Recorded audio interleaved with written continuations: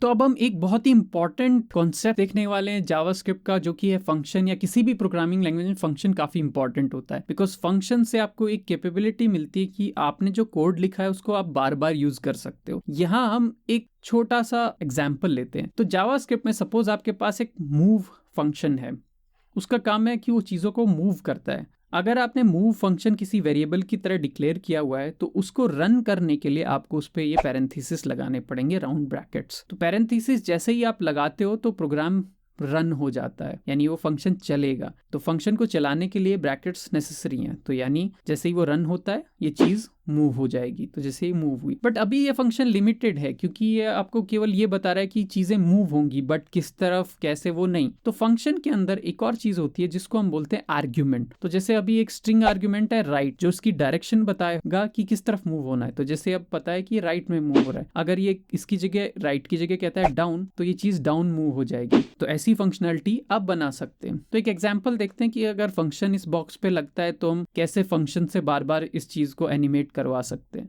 तो यहाँ पे बॉक्स है, सबसे पहले मूव राइट, तो ये राइट में मूव हो गया, फिर अगेन मूव राइट, वापस ये मूव हो रहा है, फिर मूव डाउन, फिर मूव डाउन, फिर मूव राइट, फिर मूव अप, फिर मूव अप।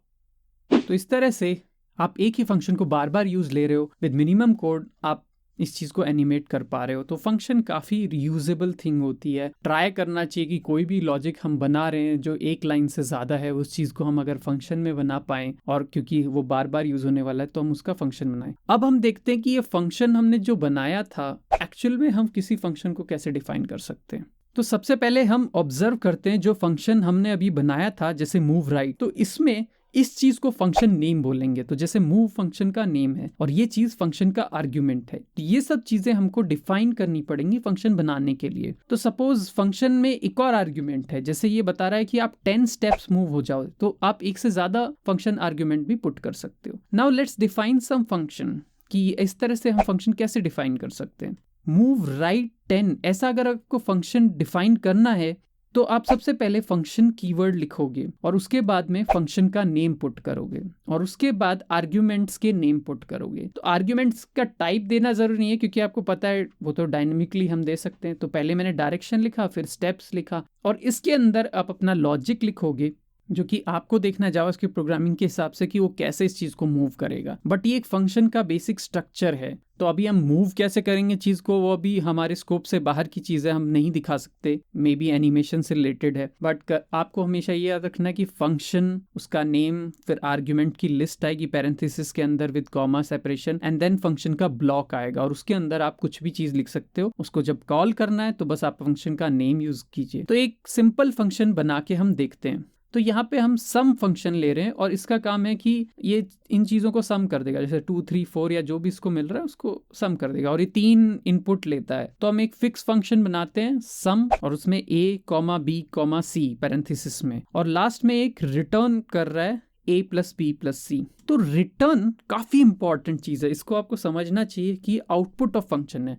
अगर फंक्शन कुछ रिटर्न नहीं कर रहा है तो वो काफ़ी बार प्रॉब्लमेटिक हो सकता है। वैसे जावास्क्रिप्ट में नेसेसरी नहीं है कि आप कुछ रिटर्न करो, बाय डिफॉल्ट वो अनडिफाइंड रिटर्न कर देगा, लेकिन फिर भी एक अच्छी प्रैक्टिस है कि आपको कुछ रिटर्न करना चाहिए और वही उस फंक्शन का मेन आउटपुट होना चाहिए। तो यहाँ पे a को b से जोड़ के c से जोड़ के फिर आपको आउटपुट देगा। तो देखते हैं इस फंक्शन को हम कैसे रन करेंगे। अगर टॉप पे जो फंक्शन है वो रन हुआ तो आपको रिटर्न वैल्यू, मैं इस एरो से रिटर्न रिप्रेजेंट कर रहा हूँ, आपको रिटर्न में 9 मिलेगा।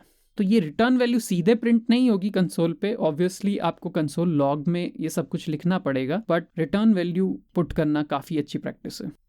तो अगर आप चाहते हो कि आपको कोई चीज़ प्रिंट करवानी है कंसोल पे, तो आप इस तरह का भी कुछ लिख सकते थे। तो इस पर्टिकुलर केस में कोई रिटर्न वैल्यू नहीं है, तो इवन तो आउटपुट कंसोल पे प्रिंट हो जाएगा, बट ये फंक्शन एक तरह से बहुत ज़्यादा यूजेबल नहीं है अलग अलग कॉन्टेक्स्ट में। और यहाँ पे क्योंकि कोई रिटर्न वैल्यू नहीं है, आप देख सकते हो, तो बाय डिफॉल्ट यहाँ पे अनडिफाइंड रिटर्न हो रहा होगा। तो इससे बेटर है कि हम यहाँ रिटर्न वैल्यू लिखें और उस पूरे फंक्शन को बाद में एक कंसोल लॉग में पुट कर दें। तो यहाँ पे आप देखोगे रिटर्न वैल्यू अनडिफाइंड ही आएगी अगर इसको आप रन करते हो। तो एक और तरीका है फंक्शन को डिफाइन करने का जो जावास्क्रिप्ट में पॉसिबल है, बिकॉज जावास्क्रिप्ट में हर चीज़ एक ऑब्जेक्ट की तरह एक्ट करता है। ये चीज़ हम बाद में समझेंगे।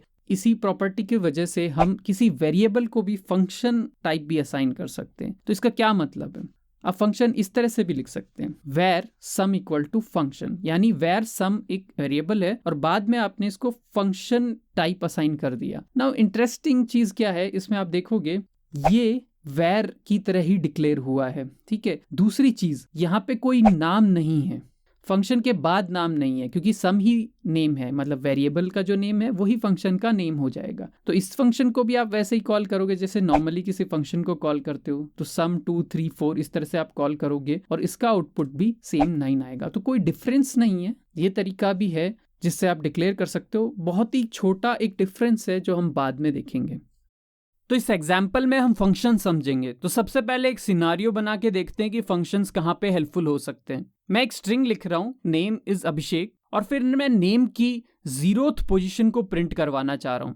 तो यहाँ पे आप देखोगे कि नेम 0 पे ए है। अब सपोज आप चाहते हो कि आप हमेशा पोजीशन मेंशन करो कि कौन सी पोजीशन पे चीजों को प्रिंट करना है और ये पूरी चीज प्रिंट हो जाए, तो ये एक रिपीटेड एक्टिविटी हो सकती है। तो जैसे कोई अदर नेम है, उसमें भी आप चाहते हो कि किसी पर्टिकुलर पोजीशन पे कैरेक्टर प्रिंट हो, तो जैसे मैंने यहाँ यू स्टार्ट यूज किया है और इसमें भी मैं किसी पर्टिकुलर पोजीशन पे किसी चीज को प्रिंट करना चाहता हूँ, तो मैं कंसोल को यहाँ कॉपी कर लूंगा और अदर नेम 0 प्रिंट करके देखूंगा, तो यहाँ पे y आ गया। तो एक तरह से स्ट्रिंग कुछ भी हो सकता है और कोई भी इंडेक्स हो सकती है, तो ये एक तरह के वेरिएबल आप चाहते हो कि हो, लेकिन आपका पर्पज वही है कि आप किसी पर्टिकुलर कैरेक्टर को प्रिंट करवाना चाहते हो एक स्ट्रिंग में। तो ये एक फंक्शनैलिटी हो गई। इस फंक्शनैलिटी को आप एक फंक्शन में कैसे पुट करोगे? तो हम एक फंक्शन लिखते हैं और फंक्शन का नाम हम लिखते हैं फंक्शन फर्स्ट कैर और पैरेंथेसिस देंगे और उसके बाद में एक ब्लॉक दे देंगे। तो यहाँ पे मैं मोस्टली लिखूंगा कंसोल लॉग, क्योंकि आप यहाँ कुछ प्रिंट करवाना चाहते हैं। अब क्या प्रिंट करवाना चाहते हैं? कोई पर्टिकुलर स्ट्रिंग और उसमें एक इंडेक्स पे जो कैरेक्टर है। तो हमारे पास एक्चुअली 2 आर्ग्यूमेंट्स हो गए, 2 वेरिएबल्स हो गए इस फंक्शन के लिए। एक तो वो कोई भी नाम हो सकता है, तो मैं एनी नेम नाम का आर्ग्यूमेंट दे देता हूँ। दूसरा, उसमें कोई भी पर्टिकुलर इंडेक्स हो सकती है। तो सबसे पहले एनी नेम से हम इसको चेक करते हैं। जैसे केवल एक आर्ग्यूमेंट से देता हूं मैं, केवल फर्स्ट पोजीशन वो उसकी देगा, तो मैं फर्स्ट कैर लिखता हूं और फर्स्ट कैर में मैं सबसे पहले पुट करता हूं कोई भी नाम। जैसे ऊपर जो नेम लिए हम उनको यूज कर लेते हैं, तो यहाँ पे मैं नेम पुट करूंगा, ये फर्स्ट आर्ग्यूमेंट में पास हो जाएगा और इसकी फर्स्ट वैल्यू आपको फर्स्ट कैर की प्रिंट हो जाएगी। इसी तरह से अगर आप अदर नेम दे रहे हो तो उसका फर्स्ट कैर प्रिंट हो जाएगा। तो एक बहुत ही सिंपल सा फंक्शन बना लिया है, लेकिन इसको रीड करना आसान है, रीयूज करना आसान है। और फंक्शन हम इसीलिए बनाते हैं ताकि हम उनको रीयूज कर सकें। सपोज आपको किसी भी इंडेक्स के लिए अब ऐसा कुछ बनाना है कि मैं केवल फर्स्ट इंडेक्स ना प्रिंट करूं, मैं कोई भी इंडेक्स प्रिंट कर सकूं, तो आप एक सेकंड आर्ग्यूमेंट पुट कर सकते हो। तो सेकंड आर्ग्यूमेंट मैंने पुट किया नंबर।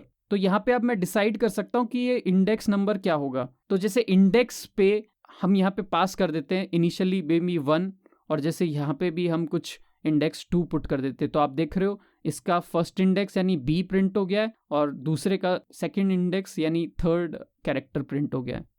तो ये बहुत ही सिंपल फंक्शन है, बट अंडरस्टैंडिंग जरूरी है कि किस तरह से फंक्शंस काम करते हैं। एक और तरह से हम फंक्शन डिफाइन कर सकते हैं, वो है वेरिएबल स्टाइल, जिसमें आप वेर फर्स्ट कैर लिखोगे और बाद में फंक्शन कीवर्ड से डिफाइन कर दोगे चीजों को। तो ये फंक्शन भी वैसा ही बिहेव करेगा, इसकी भी डेफिनेशन वैसी ही है, लेकिन बस आपको ये ध्यान देना है कि इसमें कुछ प्रॉपर्टीज है जो ऊपर दिए हुए फंक्शन से डिफरेंट होते हैं, क्योंकि इसको पहले यूज नहीं किया जा सकता। तो जैसे मैं इसका नाम प्रिंट रख रहा हूं ताकि ये कुछ अलग दिखाई दे। वैसे प्रिंट भी नहीं लेना चाहिए आपको कुछ, क्योंकि ये कीवर्ड हो सकता है। तो आपने ये प्रिंट यहाँ पे ये देखा, तो ये फंक्शन काम कर रहा है।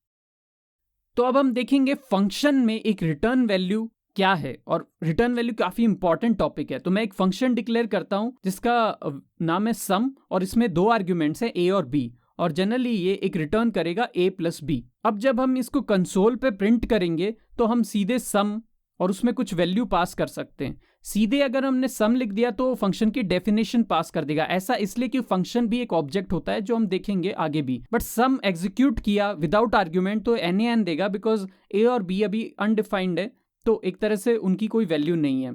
अब मैं 4 और 5 पुट करता हूं तो वो 9 देगा, जो कि प्रॉपर यूज है। और वो 9 इसलिए दे रहा है क्योंकि वो चीज रिटर्न हुई और रिटर्न होके कंसोल लॉग को चली गई। तो कंसोल लॉग एक पेरेंट फंक्शन है जिसके अंदर आपने सम फंक्शन चलाया, तो एक तरह से पेरेंट फंक्शन जो रिटर्न करेगा वो कंसोल लॉग को चला जाएगा। सपोज आप रिटर्न नहीं देते और कंसोल लॉग देते, तो क्या होता कि सबसे पहले आप प्रिंट करोगे तो 9 प्रिंट हुआ है, लेकिन ये इनर लाइन 3 से प्रिंट हुआ है, और जो next console log 5th line में आपने लिखा हुआ था उसमें अनडिफाइंड प्रिंट हुआ, क्योंकि सम फंक्शन कुछ रिटर्न ही नहीं कर रहा था, और जो फंक्शन कुछ रिटर्न नहीं करता वो अनडिफाइंड रिटर्न करता है, तो इसलिए 5th लाइन में अनडिफाइंड प्रिंट हुआ है।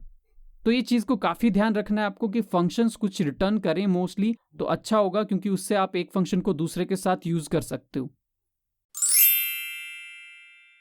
तो इस चैनल पे हम देखते हैं इंटरेस्टिंग कोड कॉन्सेप्ट्स और उनके एग्जाम्पल कोड्स। अगर आप और ऐसे वीडियो देखना चाहते हैं तो सब्सक्राइब कीजिए